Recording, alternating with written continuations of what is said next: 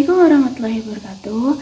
Perkenalkan, nama saya Ina Desirani Rahayu dari Fakultas Ekonomi, jurusan Akuntansi dengan NIM 72114202009. Di sini saya akan menjelaskan pengertian dan bentuk firma, CV, dan PT dalam mata kuliah Hukum Bisnis dengan dosen Bapak Prabowo Yudo Jayanto, SE MSA. Yang akan kita bahas adalah pengertian perusahaan dan bentuk-bentuk perusahaan. Pengertian perusahaan. Ada 3 pengertian. Yang pertama, menurut pemerintah Belanda dan RUU Wetboek van Koopmanda di muka parlemen, perusahaan adalah keseluruhan perbuatan yang dilakukan secara tidak terputus-putus dan dengan terang-terangan dan dalam kedudukan tertentu untuk mencari laba bagi diri sendiri.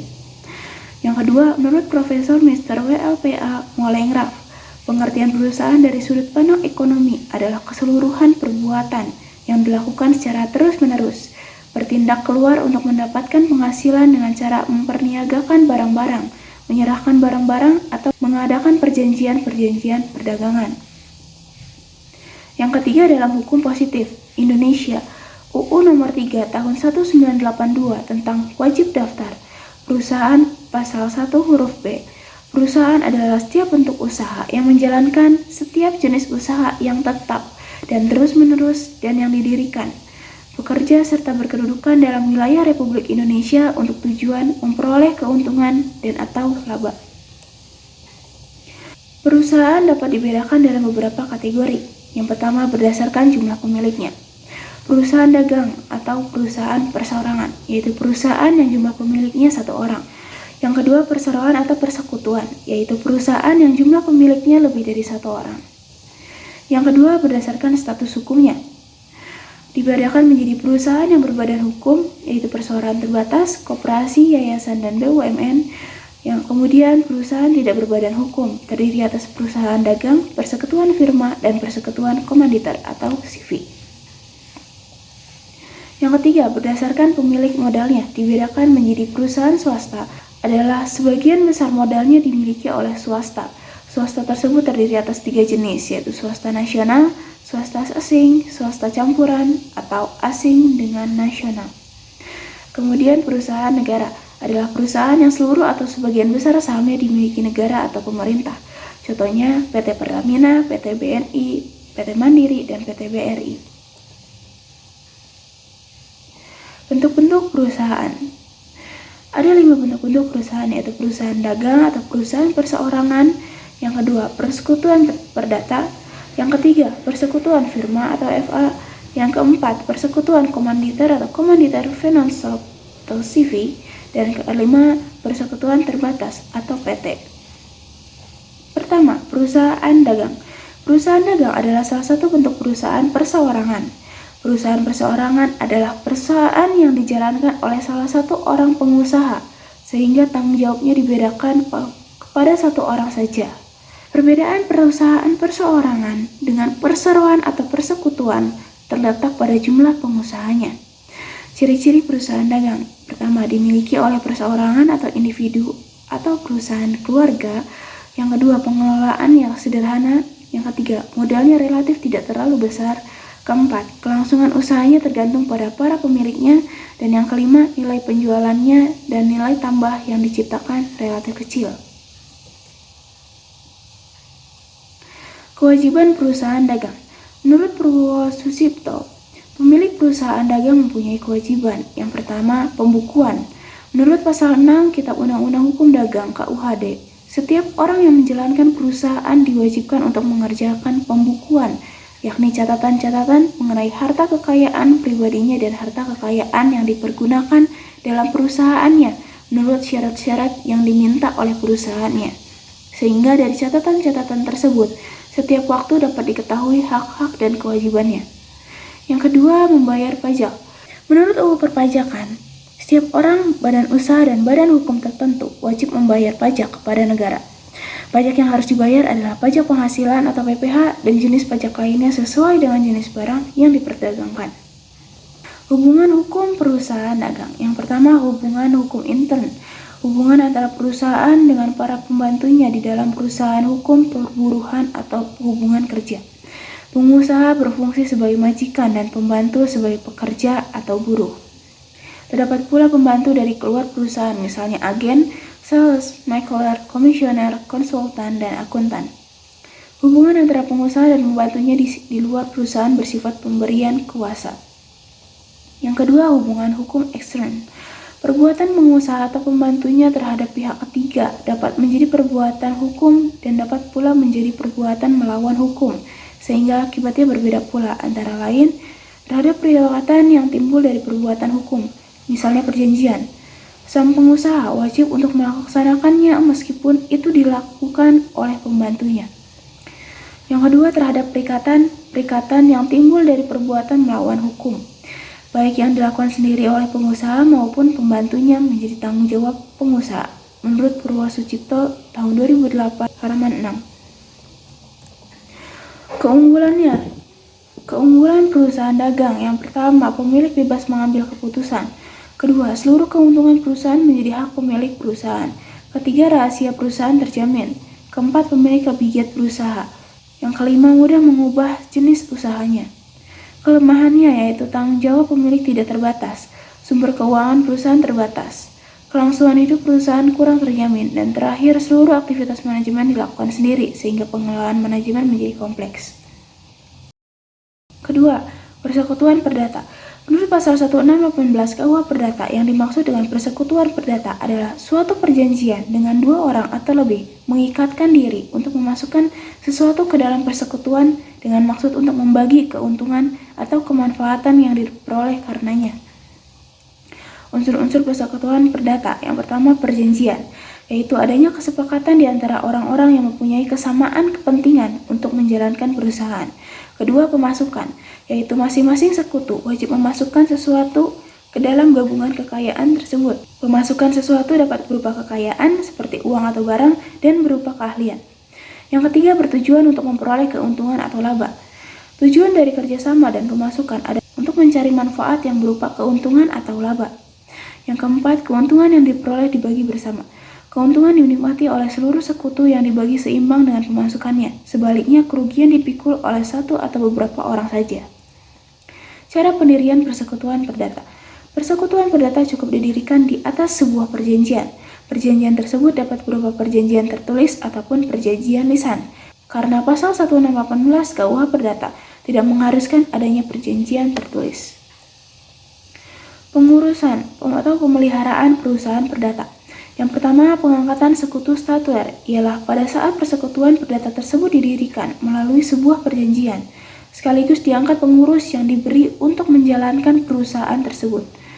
Pengurus statuer hanya dapat diberhentikan jika ada alasan dibenarkan oleh hukum, yaitu keadaan atau peristiwa yang tidak memungkinkan seseorang sekutu statuer itu melakukan tugasnya dengan baik, menurut Soekarno 1982 halaman 45. Kemudian sekutu mandater, yaitu pengangkatannya dipilih pengurus untuk menjalankan roda perusahaan. Seseorang sekutu mandater kedudukannya sama dengan seorang pemegang kuasa, yaitu kekuasaannya dapat dicabut sewaktu-waktu. Menurut Purwosucipto 2008 halaman 27. Tanggung jawab ekstern perusahaan perdata. Pertama, apabila seorang sekutu mengadakan hubungan hukum dengan pihak ketiga, maka sekutu yang bersangkutan saja yang bertanggung jawab atas perbuatan-perbuatan yang dilakukan oleh pihak ketiga tersebut, meskipun dia mengatakan bahwa dia berbuat untuk kepentingan perusahaan perdata. Yang kedua, perbuatan sekutu mengikat sekutu lainnya apabila yang pertama benar-benar ada surat kuasa dari sekutu lainnya. Kedua, hasil perbuatannya atau keuntungannya telah benar-benar dinikmati oleh persekutuan perdata. Yang ketiga, apabila beberapa orang sekutu persekutuan perdata mengadakan hubungan hukum dengan pihak ketiga, maka sekutu itu dapat dipertanggungjawabkan sama rata meskipun pemasukan mereka tidak sama. Berakhirnya persekutuan perdata. Yang pertama, lewat waktu manakala persekutuan perdata itu didirikan. Yang kedua, musnahnya barang atau telah diselesaikannya usaha menjadi tugas pokok persekutuan perdata itu didirikan. Yang ketiga, kehendak dari seorang atau beberapa orang sekutu. Yang keempat, salah seorang sekutu meninggal dunia dan atau di bawah pengampuan atau dinyatakan pailit. Yang ketiga, persekutuan firma atau FA. Menurut pasal 16 KUHD, persekutuan firma adalah persekutuan yang diadakan untuk menjalankan perusahaan dengan memakai nama bersama. 2. Persekutuan firma adalah bentuk khusus dari persekutuan perdata. Kekhususan persekutuan firma adalah dalam hal menjalankan perusahaan dan menggunakan nama bersama. Nama bersama dapat diambil dari nama salah seorang sekutu. Yang ketiga, persekutuan firma merupakan persekutuan antara dua orang atau lebih dengan nama bersama untuk melaksanakan usaha. Masing-masing anggota persekutuan menyerahkan kekayaan pribadi sesuai dengan tercantum dalam akta pendirian perusahaan. Umumnya dibentuk oleh orang-orang yang telah saling mengenal dan memiliki keahlian yang sama atau seprofesi. Tanggung jawab masing-masing anggota tidak terbatas dan laba atau kerugian akan ditanggung bersama. Ciri-ciri persekutuan firma. Yang pertama, sekutu firma atau firman biasanya sudah saling mengenal dan saling percaya. Kedua, perjanjian firma dapat dilakukan baik di hadapan notaris ataupun di bawah tangan. Yang ketiga, memakai nama bersama dalam kegiatan usaha. Dan yang keempat, adanya tanggung jawab dan risiko kerugian yang tidak terbatas. Pendirian persekutuan firma.